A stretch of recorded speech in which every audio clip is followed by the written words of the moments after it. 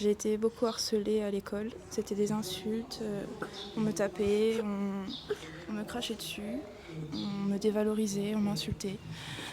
Pour moi, ça a été très difficile parce que j'ai eu des conséquences et jusqu'à l'heure actuelle, je suis adulte. Je me dévalorise beaucoup, je fais beaucoup de dépression. À chaque petite remarque qu'on puisse me faire, je me dis que en fait, je suis nulle, j'ai raté ma vie, j'ai rien réussi, alors qu'en fait j'ai réussi beaucoup de choses.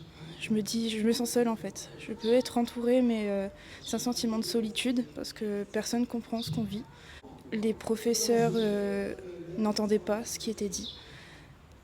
C'était beaucoup, c'est de ta faute. Tu n'avais qu'à pas faire l'intelligente. Enfin, tu n'as pas à être intello comme ça, laisse la place aux autres. Donc mes notes ont dégringolé. Je rentrais beaucoup en pleurs chez moi.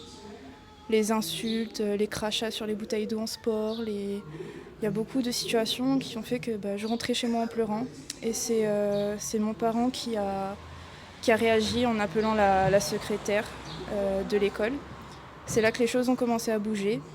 Il y a eu des menaces pour la partie adverse avec des menaces d'aller voir la police si ça continue parce que des mesures étaient déjà mises en place à cette époque-là.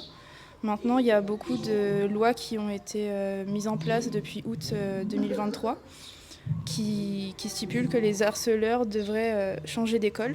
Donc c'est énorme, j'aurais aimé que ça soit mis depuis mon enfance en fait. Mais en fait, je sens qu'au jour d'aujourd'hui, rien ne bouge encore. Il y a encore beaucoup de harcèlement et on ne sait pas quoi faire. En tant que parent, je suis confrontée maintenant à la situation de ma fille qui a eu, qui a eu des attouchements, qui se fait embêter à l'école et qui... je ne sais pas comment réagir. Même si moi-même je suis passée par là, je ne sais pas quoi faire. On a beau appeler les psychologues, il y a des listes d'attente énormes. Quand on n'a pas les moyens non plus de se payer des extras, on ne peut pas être accompagné. Ensuite, la confiance en soi, c'est un travail de toute une vie. Même en étant accompagnée par une psychologue, je pense que moi-même, je suis toujours confrontée en fait. Je me pose la question pour mes enfants, qu'est-ce que je vais devoir faire avec eux? Comment les accompagner finalement?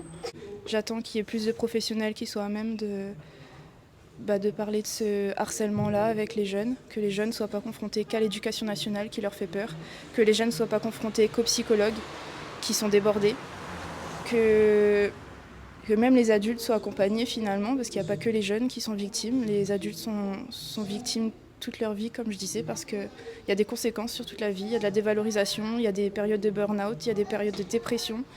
Il y a des idées suicidaires, des idées noires, et ça continue jusqu'à ce que le problème ne soit pas résolu.